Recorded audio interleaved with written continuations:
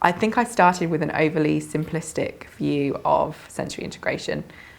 When I started, before my SI training, but when I qualified, I thought I could administer a sensory profile and have all the answers. But as I learned about the SI assessment tools and the models and the theory, you obviously discover that praxis and discrimination are a huge component of SI. So for me, I think had I not done the training, I would simply be only looking at reactivity and not in its entirety.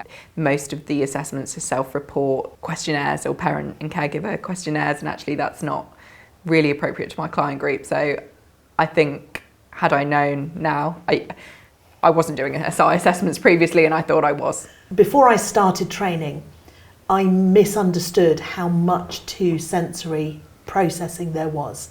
I only saw that modulation or reactivity piece. I was only seeing, are people comfortable, able to cope with bright lights and loud sounds and how their clothes feel. I didn't understand how much more was related to our sensory processing. The other piece which I also got wrong was I thought it was an OT thing, in that I thought you all trained in SI as part of your undergraduate OT degree. I thought that all OTs were fully sensory trained, and so all I had to do was find an OT for my clients and their sensory needs would be met. Sensory integration is a frame of reference which is shared across the multidisciplinary team. So it isn't an OT thing, it isn't owned by OT.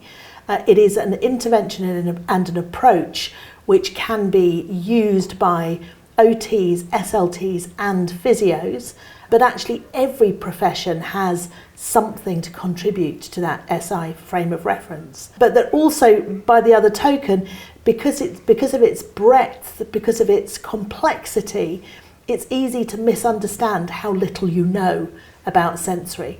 That a short, overview course or half-day course, that's barely scratching the surface and potentially could make it quite unsafe if you were trying to offer advice and intervention based on insufficient knowledge.